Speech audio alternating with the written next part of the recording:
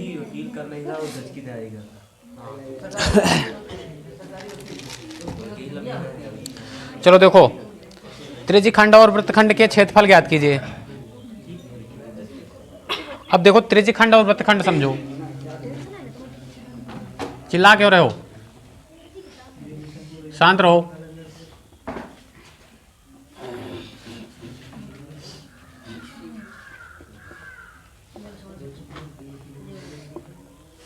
देखो त्रिज्यखंड और वृत्तखंड। अब देखो त्रिज्यखंड और वृत्तखंड होता क्या है, जैसे ये है हमारा क्या,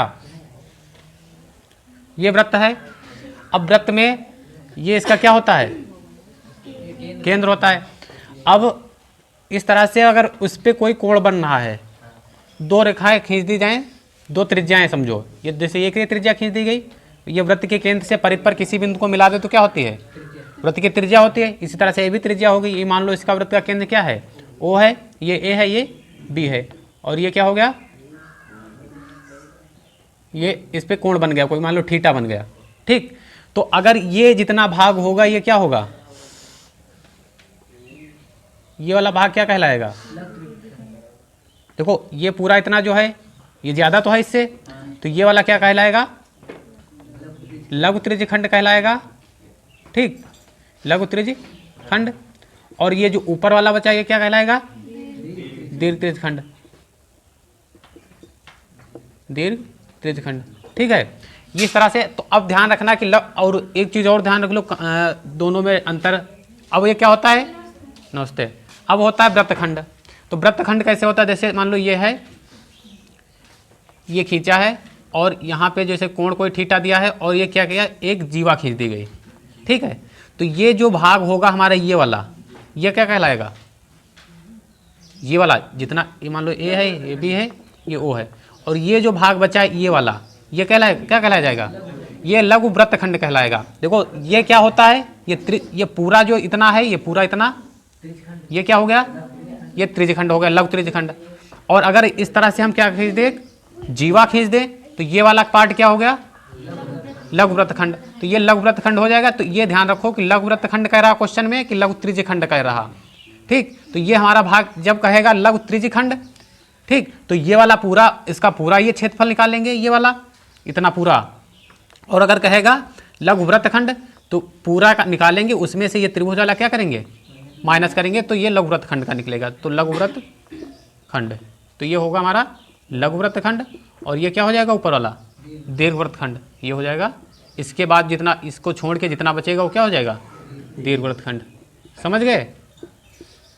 अब जैसे क्षेत्रफल निकालना है हमको, जैसे लघु त्रिज्यखंड का क्षेत्रफल निकालना है, लघु त्रिज्यखंड, इधर आओ, बैठो, कहाँ वहाँ बैठो, लघु त्रिज्यखंड। तो लघु त्रिज्यखंड का अगर क्षेत्रफल निकालना है तो लघु त्रिज्यखंड का क्षेत्रफल ऐसे निकलता है। देखो यहाँ पे जो कोण बन रहा हो, यहाँ पे जो कोण बन रहा हो वो कोण उतना रखा जाएगा। तो थीटा अपान, और पूरा कितना कोण बनता है 360, तो 360 इंटू पाई आर स्क्वायर। तो लघु त्रिज्यखंड का क्षेत्रफल इस सूत्र से निकलेगा। ठीक है, theta upon 360 into pi r square. ठीक, ये लघु त्रिज्यखंड का क्षेत्रफल निकलेगा। और अगर दीर्घ त्रिज्यखंड का क्षेत्रफल निकालना है तो उसमें से पाई आर स्क्वायर से जो है क्या, लघु वाला माइनस कर दो, निकल आएगा। पूरे से क्या कर दोगे, लघु त्रिज्यखंड का माइनस कर दो, निकल आएगा। जैसे निकालना है दीर्घ त्रिज्यखंड, दीर्घ त्रिज्यखंड बहुत कम पूछता है, तो क्या निकालना है, दीर्घ त्रिज्यखंड का क्षेत्रफल। तो पूरे वृत्त से क्या करो, इतना वाला क्या कर दो, माइनस कर दो, ये तो निकल आएगा। तो दीर्घ त्रिज्यखंड का क्षेत्रफल निकालना हो तो क्या करेंगे, पाई आर स्क्वायर माइनस, चाहे ये लिख लो और चाहे लिख दो ये वाला, माइनस लघु त्रिज्यखंड का क्षेत्रफल। क्यों चिल्ला रहे हो,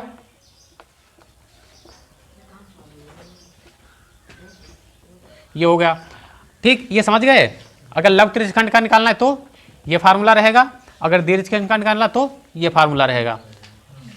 अब देखो वृत्तखंड का, तो लघु वृत्तखंड, अगर लघु वृत्तखंड का क्षेत्रफल निकालना है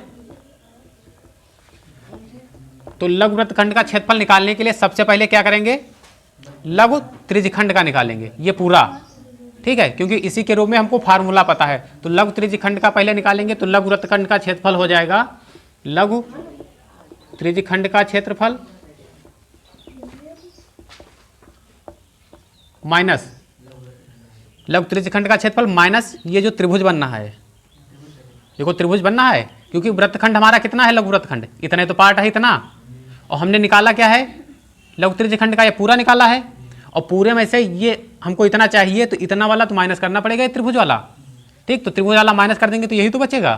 तो यहाँ पे क्या होगा, लघु त्रिज्यखंड का क्षेत्रफल माइनस त्रिभुज का क्षेत्रफल, त्रिभुज का क्षेत्रफल, तो ये जो निकलेगा तो इस फार्मूले से निकलेगा, ठीक। अब त्रिभुज कैसा बनना है उसके हिसाब से, जैसे समकोण त्रिभुज बनना है तो 1/2 आधार गुणे ऊंचाई से निकल आएगा। अगर समबाहु त्रिभुज बनना है तो √3/4 भुजा स्क्वायर से निकल आएगा। तो ये दो फार्मूले जो है यहाँ पे लिए जाएंगे। अगर दीर्घवृत्तखंड का क्षेत्रफल निकालना है, दीर्घवृत्तखंड का क्षेत्रफल, तो वृत्त के क्षेत्रफल से, कौन से वृत्त का क्षेत्रफल, यानी वृत्त का क्षेत्रफल क्या होता है, πr², मतलब पूरे से क्या कर देंगे, लघु वाला माइनस कर देंगे, लघु वृत्तखंड का क्षेत्रफल। तो वृत्तखंड का क्षेत्रफल क्या होता है, πr², और माइनस लघु वाला जो जितना आएगा वो रखा जाएगा, लघु वृत्तखंड का क्षेत्रफल। ये फार्मूले लगेगी इस एक्सरसाइज में, लिखना चाहो तो लिख लो, अदरवाइज जो है आगे एक्सरसाइज देखो।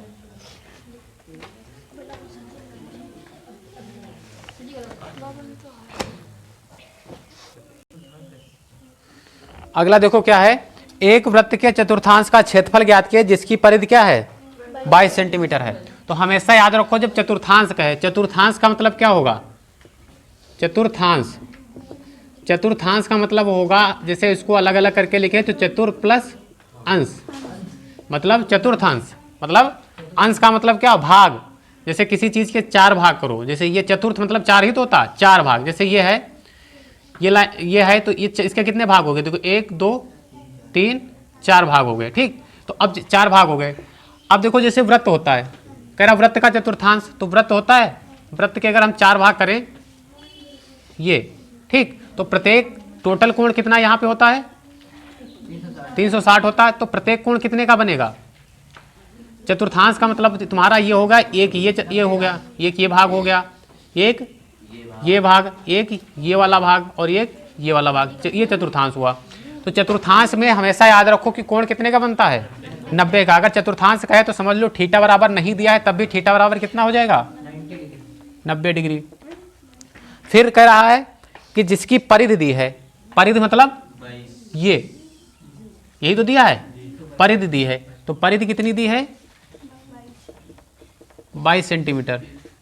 और परिधि होती क्या है वृत्त की, वृत्त की परिधि 2πr ही तो होती है, तो 2πr का मान कितना है, 22 है। तो अब यहाँ से सॉल्व करेंगे, कितना हो जाएगा, r का मान निकालेंगे यहाँ से, क्योंकि हमको जो है चतुर्थांश का क्षेत्रफल निकालने के लिए क्या फार्मूला पता होता है, थीटापान, यानी त्रिज्यखंड या चतुर्थांश हो तो थीटापान 360 इतना मान पता होना चाहिए। तो थीटा तो हमको पता है 360, तो वही रखा जाएगा। पाई का मान भी हमको पता 22/7 होता है, लेकिन किसका मान नहीं पता।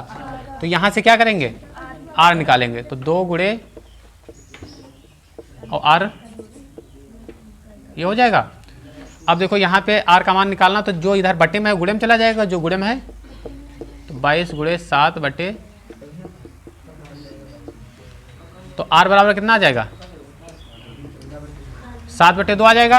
r बराबर 7/2 आ गया।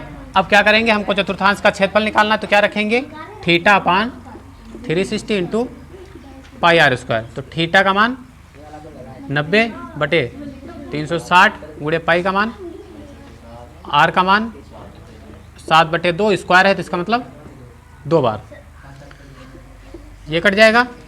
90 चक्कू 360 होता है, चाहे 0 से 0 काट के, 9 चौक 36, 7 से 7 कट गया, ये कट जाएगा। अब जितना बचा वो कर लेंगे, तो 11 गुणे 7 और 4 गुणे 2, तो 77/8 वर्ग। मात्रक लिखना ना भूलो, मात्रक जो क्षेत्रफल हमेशा वर्ग में होता है, तो वर्ग सेंटीमीटर लिखो, और जो जिसमें यूनिट दी हो, सेंटीमीटर में है तो सेंटीमीटर में, या लिखो सेंटीमीटर स्क्वायर, चाहे वर्ग सेंटीमीटर लिखो चाहे सेंटीमीटर स्क्वायर, या मीटर में दिया तो वर्ग मीटर लिखो चाहे मीटर स्क्वायर, तो चाहे ऐसे लिखो चाहे ऐसे लिखो, मात्रक जरूर लिखो उसका।